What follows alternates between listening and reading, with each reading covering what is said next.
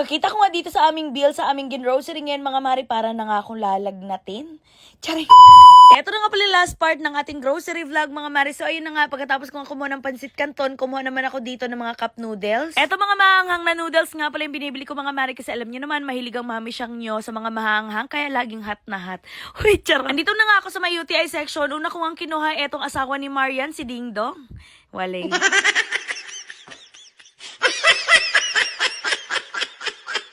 Actually, mga mari, nagpalista talaga ako kay Maria ng mga bibilhin namin. Kaso, eto mga pinagkukuha ko, wala na nga sa listahan. Hindi ko na nga din tinitingnan yung listahan. O, diba talagang nagpalista pa ako kung anong wala sa bahay. Pero kinukuha ko yung mga hindi nakalista. Abay, napakagaling. Kumuha na nga pala ako dito ng iba't ibang klaseng mga biscuits at eto mga pangmerienda ng baby aya nyo. Lalong-lalo na etong Oreo. Kumuha lang naman ako dyan ng Oreo mga mari, pero ang lakas talaga ng toyo ko. O, diba, inirapan ko pa nga si Dada na nagvi-video lang. Abay ka, lakas ng toyo ng babaeng are.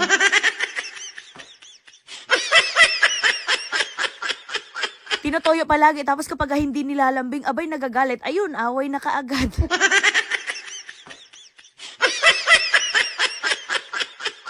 Naganapan na pa nga ako dito ng pwede naming bilhin ng mga biscuits mga mari, at nakakita nga ako dito ng Coco Crunch, kaya ayan, kumuha na rin ako ng isang pack. Ito lang muna yung kinuha ko ngayon dahil meron pang natirang 2 pack dun sa una naming ginrocery. Hindi pa nga naubos ng baby aya nyo, kaya itong isa na lang muna yung binili ko. Nandito na nga rin pala kami sa mga dilata mga mari. Ito yung sumasalba sa amin sa Pecha de Peligro. Andito nga rin pala yung lola namin sa bahay mga mari, si Lola Liting, kaya napagdisyonan nga pala namin ni Dada na bibili namin siya netong Bear Brand na Adult Plus. Parehas talaga kami ni Dada mga mari mapagmahal sa mga lola. Bukod nga rin pala dito sa gatas, ayan, kumuha na nga rin pala ako dito ng mga kape. Bali si Marian lang talaga yung mahilig magkape sa amin. Kaya siya lang din talaga yung umuubos neto. Kaya tingnan nyo ang Marian yun, napaka-nervyosa. Hala sige, kape pa more.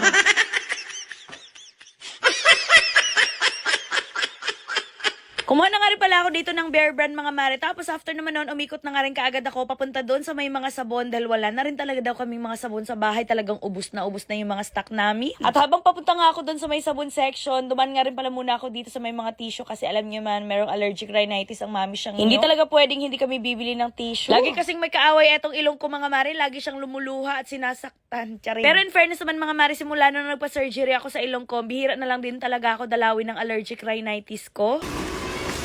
Diha. Kaugalingan, gipalit na. Akong kaugalingan, gipalit na. Kaugalingan, gipalit na. Ako ikaw. Kanang gadalag ko, ano? Card. Yoga eh.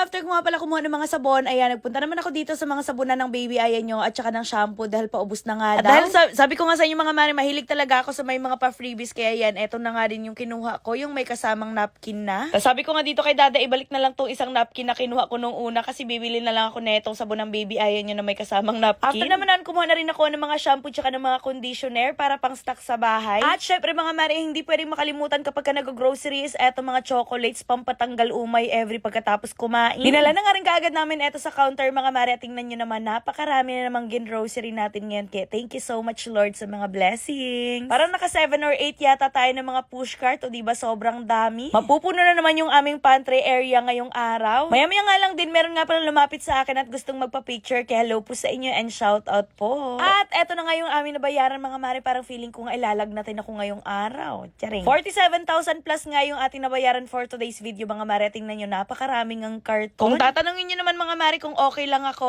opo, okay na lang. Charing. Nagtulong-tulong na nga rin pala sila dito mga mari na ilabas eto mga karton dahil nga sobrang dami neto. At shoutout nga pala sa mga staff ng Gaisano mga mari sa may grocery dahil talaga namang napakabait nila at talagang lagi nila akong tinutulungan sa pagkakarga netong aking mga pinamili. Oops, wag nyo na muna escape itong video na to dahil at the end of the video, mamimigay tayo ng 500 pesos GCash sa mga magda-download at magre-register nitong Slot Ace. So dito nga pala sa Slot Ace guys, ituturo ko sa inyo kung paano ako nananalo at naglalaro dito. So eto nga pala yung nilalaro ko, itong Super Ace, ipapakita ko sa inyo guys. Ayan. Mag-bet lamang tayo dito ng 1,000 pesos and then click na natin to. And then, let's go! 400! Ayan! 400! Ayan! 200 ulit! 200 ulit! Ayan! 800! 800! Ay! 3,600! 3,600! Oh my God! Nanalo ulit tayo. 300! Not bad! Ayan! Grabe! 2,400! 2,400! Ayan! Well! Alam, laki! 24,000!